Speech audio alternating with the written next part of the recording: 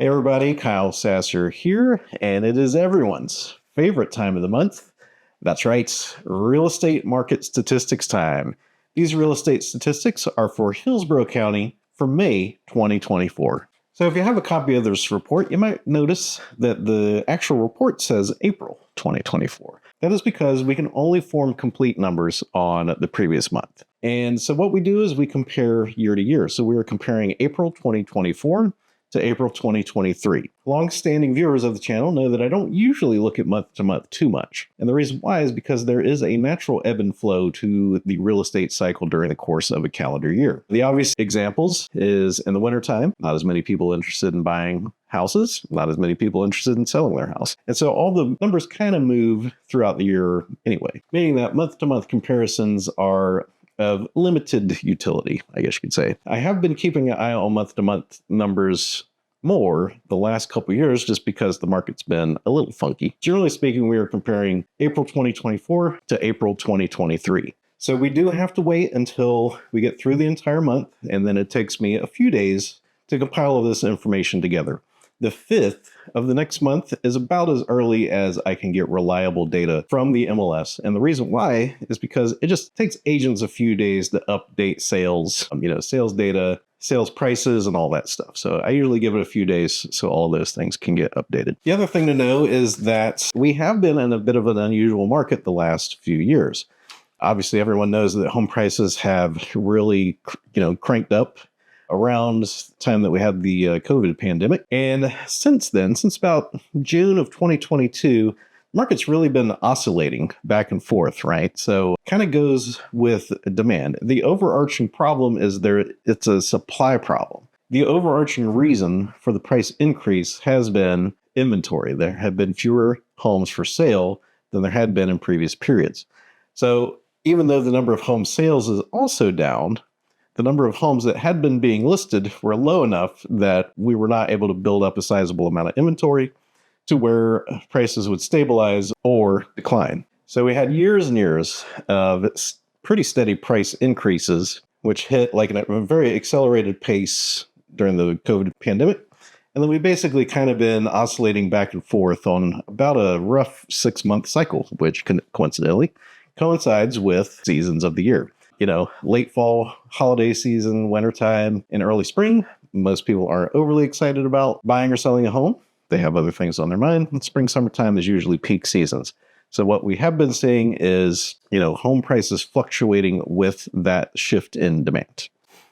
All right, let's dive into these statistics for Hillsborough County for May 2024. Total number of closed sales held pretty steady compared to last year, only a 2% decline from 1,435 homes to 1,406. Total number of cash sales only had a 2.3% increase from 303 to 310. Median sales price hung out at 2.3%, $420,000 to $429,575. Average sales price went up 7.3% from $508,096 to $545,241. Dollar volume hung out at 5.1%, $729 million to $767 million. Median percent of original list price increased 0.5% from 96.7% to 97.2%. So what that means is, of the original asking price when that house was originally listed for sale, what percentage of that is the eventual sales price? So 97.2% means that the seller is getting more of their original asking price. Median time to contract is down 7.7% from 26 days to 24 days. The median time to sale is down 8.7% from 69 days to 63 days. Number of new listings is up 25.7% from 1,585 homes to 1,993. And active inventory is up 54.4% from 2,197 homes to 3,392 homes. Foreclosure and short sales has held pretty steady still. Not a lot of doom and gloom in the doom and gloom section. Total of 7 foreclosures and bank-owned properties and 1 short sale. Now, with all that, you probably noticed that there wasn't a lot of shift in a lot of those numbers. So as far as the demand side, everything is pretty even with last year. The one kind of shift that we have had here is on the supply sides. So we've had 25% more new listings, and we've had 54.4% more active inventory. But we're not really seeing that show up in a decline of median sales price. And that's kind of been Hillsborough County's story for the last 6 months now. It has been really holding steady, both kind of month to month, as well as, compared to previous year. It hasn't had the big swing as, some of the other counties in Florida. Now, St. Pete, Pinellas, the brother across the bridge, a little different situation over there. They had very low inventory until recently, when their inventory has doubled the number of homes for sale. Median home price over there has not declined either because of that. But Hillsborough County, by and large, has held a lot more steady. It hasn't changed that much. Now, the closed sales has gone up and down, but that has kept pretty good pace with the number of listings that were coming up for sale. So like if we look at median sales price here, so November, it's $425, December, $430, January, $410, which is, the low point. But then February is right back up to $420. March, it was $428. Currently, it's $429. Like, there has not been a lot of movement on median sales price in Hillsborough County. If we go to active inventory, again, we have had some fluctuations, but not big ones, So October, we had 3,100. November, we had 3,200. December, we went down to 3,000. January, we were at 3,000. February, 3,100. March, 3,100. And then today, we're at 3,400, basically. So, that kind of 200 blip there is a little more noteworthy than previous months. But that's not enough to where it's really going to, have a huge impact on the state of the market. Like, everything's kind of already set up how it's going to be set up. Now, median sales price, however, has moved around significantly over the past year. So we had a low point of 17 days in July. September, we were up to 23, November, 26, and then December, 31, January, 34, February, 42. That was our high point. March, 29, and now we're back down to 24 days.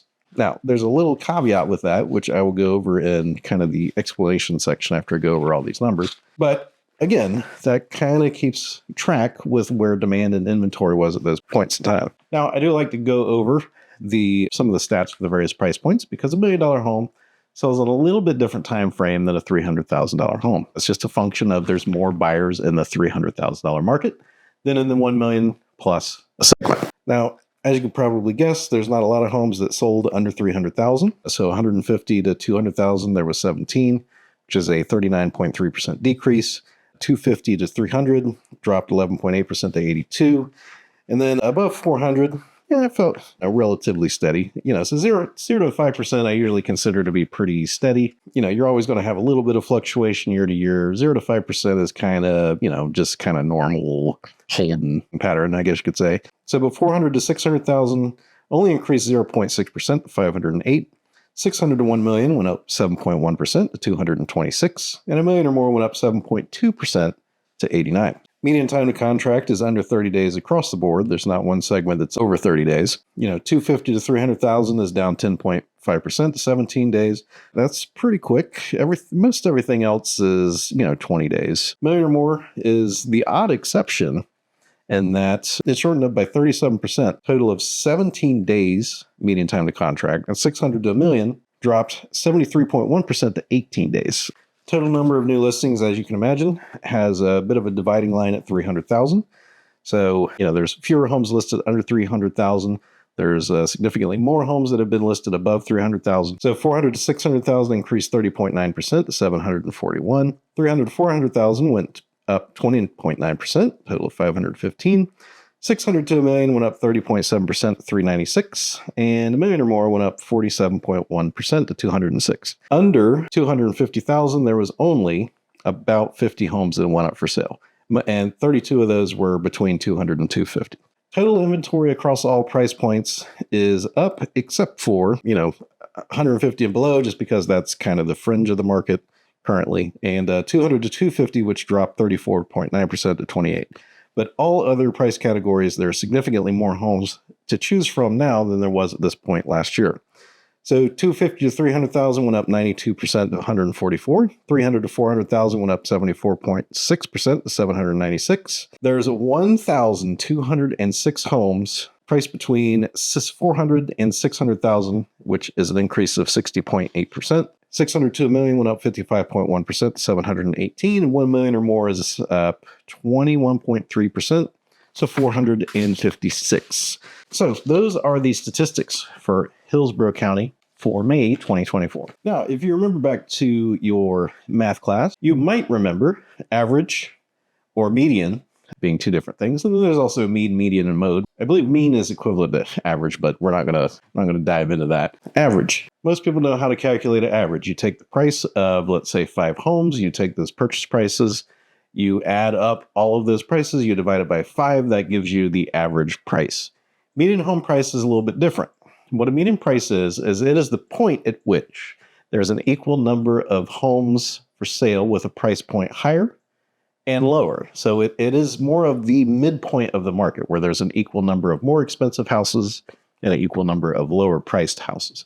Typically, I pay more attention to the median home price because averages do tend to get pulled pretty hard if there is a sizable change in the number of very expensive or very inexpensive houses that sell in any particular period. That said, since total sales is down pretty significantly, the median does move around more than it would usually, whenever we had multiple thousands of homes for sale. So yeah, but typically, even with that, I do still pay more attention to median home price versus average just because it is more of a balanced price, I guess you could say, as much as one can be. So let's talk about what these numbers mean, what the market's kind of shaping up to be. If you have watched my previous videos, you know that I kind of had the feeling that 2024 is going to shape up to be a bit of a repeat of 2023. Hillsborough County especially, I would say that is holding true. St. Pete and Pinellas County has thrown a bit of a wild card in here. We still have the setup for prices to increase, and we have the expected off to the races for buyers. Like the number of buyers is coming back as expected because we're coming in the spring and summertime. The bit of the unexpected part is the number of home sales and how that came back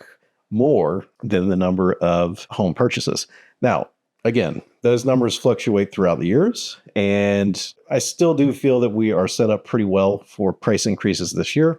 But it's something that I'm definitely going to be keeping an eye on.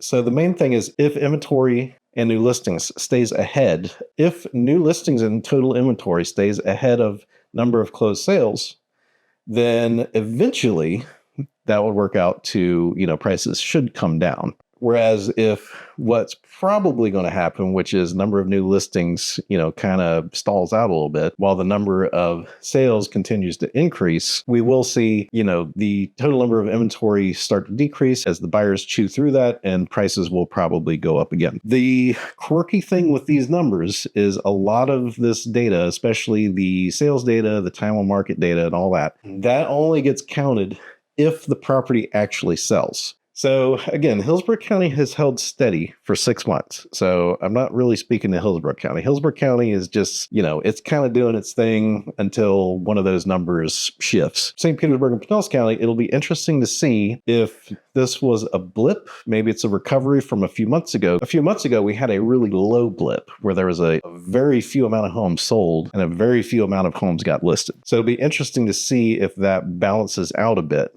But again, the same thing is true. The sales data, median home price, time to contract, all of that only gets calculated on things that actually sell. So when you have the total number of new listings go up like 50% and total active inventory doubles, that means that there's a lot of houses that are going for sale. So if a house has been on the market for 100 days and it hasn't sold yet, that is not getting counted in any of those statistics except for, the total inventory. Now, eventually, if it sells, it will get counted. But there's also a lot of properties that roll off. But there are properties that just expire and they basically just disappear. They roll out of the active inventory numbers and they're also not counted in that time to contract number because they don't sell. So it's important to keep all that context in mind.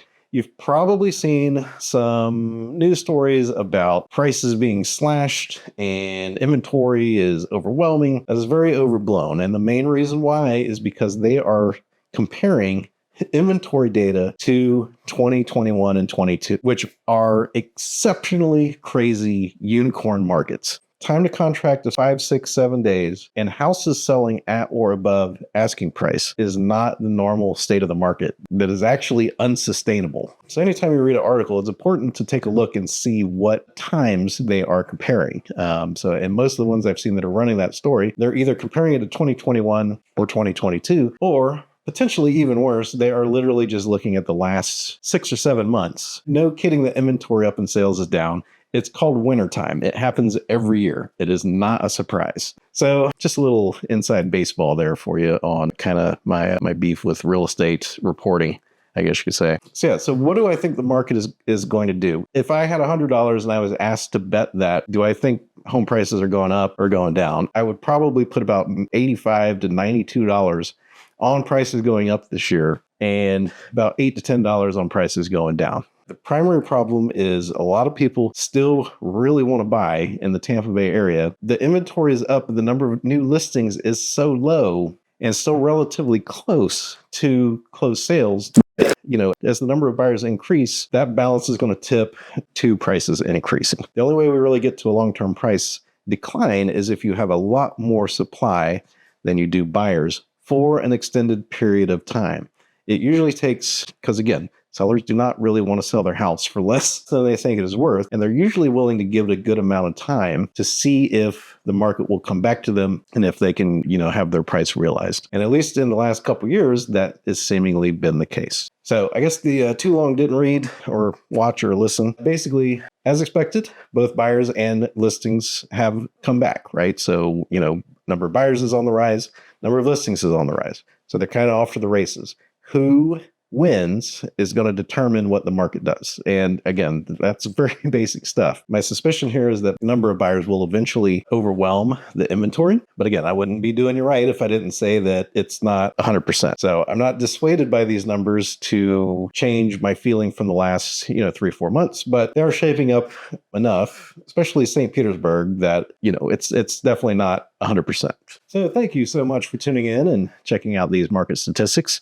I do one of these every month, so be sure to subscribe and, all of those things you're supposed to click on here. If you have any questions, feel free to leave a comment. If you would like help finding your own great place in the Tampa Bay area, I would love to help you out. You can reach me. My phone number is 727-300-2111. It's also a contact form description down below. You can book a chat for the time that works best for you. Be happy to have just a quick, simple conversation with you. Once again, my name is Kyle Sasser. Thanks for tuning in, and I'll talk to you soon.